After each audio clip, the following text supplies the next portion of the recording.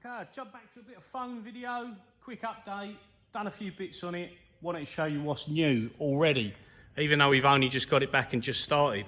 So first up, we put the oiler system back on, and we've rewired it, and we've put all new lines on. Now everything feeds in for the oiling system at the back, and as you can see, a lot's gone on the back here, and it's all under there. So there's new flow meters on every line, new tubing, all the alley hard pipe. There's about four or five pieces of alley hard pipe that go up underneath, and obviously under the back there, if you can see under there, try and focus in on that, that's all been blown through, cleaned through with some cleaner and replaced where possible. Completely out of focus. There we go. So that's back on. The X-axis motor is back on. We've got the brand spanking new X-axis ball screw is in there. New belt under here.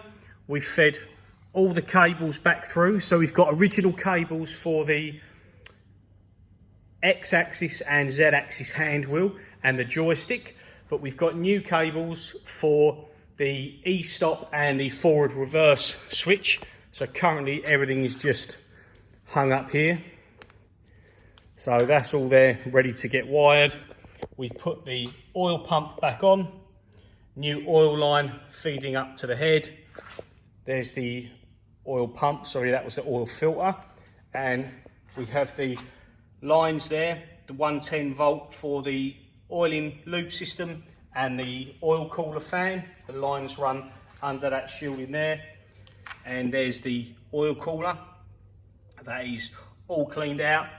I'm guessing this should be a hell of a lot better now, because it was actually completely gummed up before and you couldn't blow any air through the cooling fins because it was just black mank.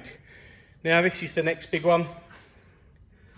Now if you're thinking that looks shiny and new, unfortunately for me, it's because it is shiny and new and I had to replace it. So we took the old one off, and I knew there might be some slop in there, but when I actually took it off and looked at it, I nipped the bearings up because they were loose before it went away, and I didn't even put a dial indicator on it. You could see the whole nut moving, and when you wound the nut to the opposite end, it was tight, and when you cleaned up the actual ball screw, you could see the wear marks in it. So yeah, sad to bite the bullet, ring them up and buy a new one. And that's quite a big screw, and it was quite expensive, including the VAT. I think it was around just under £2,000 for the Z screw, but in for a penny, in for a pound. So we've got a fully reground bed, we've got a brand new Z-axis screw, brand new Z-axis bearings on both ends, and we've got a brand new X-axis screw and brand new X-axis bearings on both ends,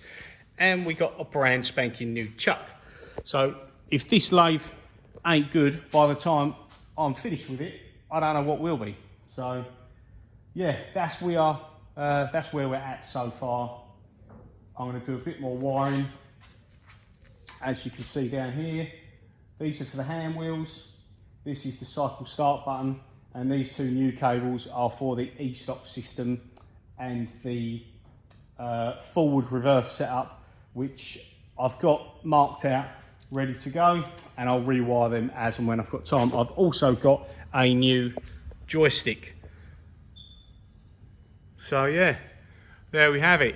It's going to take me probably a bit more time than I thought, actually, putting it back together, but a little bit at a time, as and when I get time.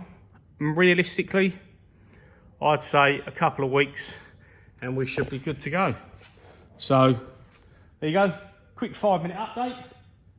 Cheers for watching.